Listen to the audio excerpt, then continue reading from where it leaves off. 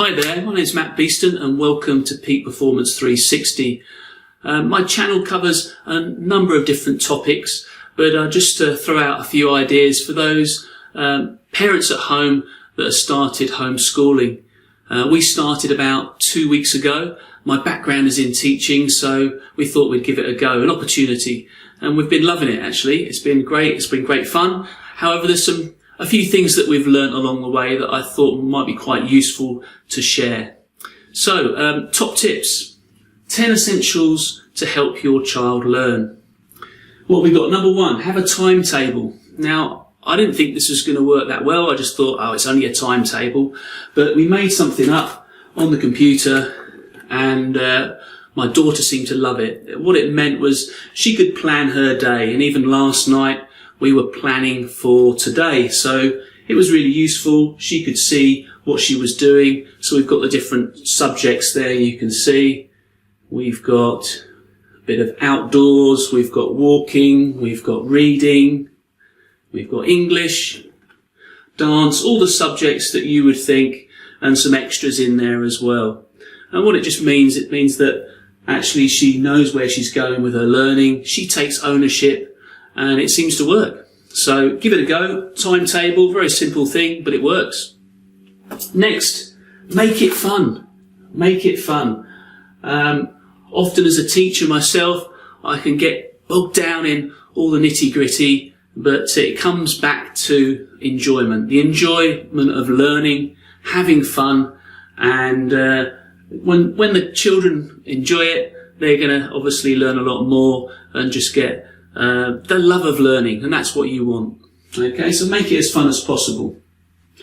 Number 3, use all the senses. When I was doing my teacher training, way back now, what was that, 99, we were told to use all the senses. So this involved visual, auditory, so listening, kinesthetic, feeling and touch and doing, and you can even use smelling and actually tasting as part of the learning process.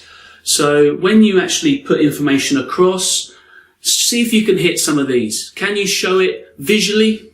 Can you obviously talk to the child or use some other stimulus to make it sound good? Can you use something to actually make it practical? Okay, so we often in teacher terminology we call it VAK. Okay, next one. Number 4, chunk it down. Now, the brain can only take in 7 plus or minus 2 bits of information.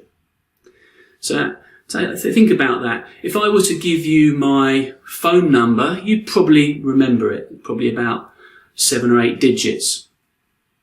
But if I gave you a 25 item shopping list, you'd probably find it a bit of a challenge. Okay, so think about that in terms of learning and giving information in chunks, small chunks. Maybe just keep it into 3 or 4 small chunks, and then the child can take that information on a lot easier. If we bombard them, it's just going to be too much for their little brains to take. Okay, so that's chunking. The next one, create a learning space. Now, initially we did our homeschooling on the living room table, and we had Lego on there, we had our placemats, we had some other items that my daughter was interested in, and I think it created a bit of confusion about what the space was. So create an environment where they can actually easily sit down, they're comfortable, it's clear of any other toys or anything that's going to distract them, and they can really focus in a comfortable area and use that space continually. And so what you are actually doing is you're anchoring this space to be a learning space, to be a space where this is where you concentrate, this is where you do the learning. So very useful, and just maintain that throughout the coming days and weeks. So create a learning space. Number 6, keep lessons short and sharp. Now, you've probably seen from our timetable, we've got a number of lessons here. We tend to use 30-minute slots, so 30-minute lessons, If it goes under, well, that's fine. If it goes over by 10 minutes, 15 minutes, well, that's fine as well. We have some flexibility. We just gauge on how our daughter's feeling. If she's in the flow and she's really into something, then we're not going to change it too much, okay? But if she's struggling and we sense that actually she could do with a bit of a shift, a bit of a change, maybe get up and do something different, then obviously we'll change that round and do another subject. But keep it short and sharp. Number 7, ask loads of questions.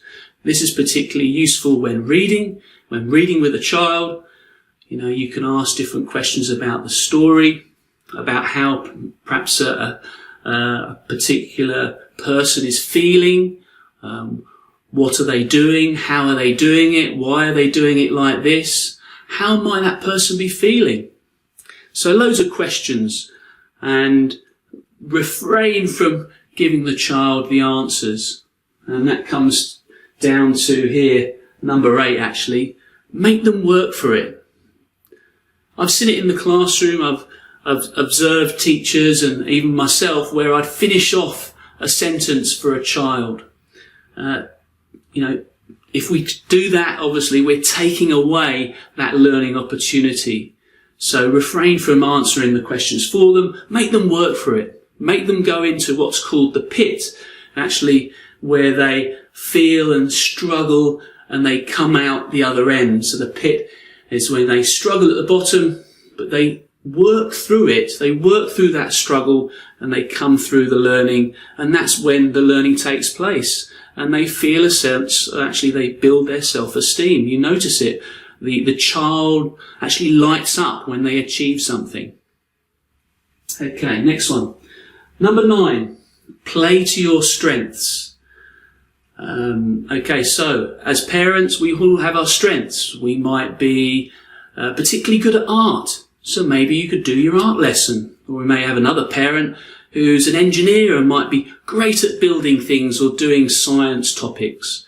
So play to your strengths, because you'll enjoy it. You'll have that knowledge and confidence, and it will come across to the child, come across to your son or daughter, and they will actually learn more.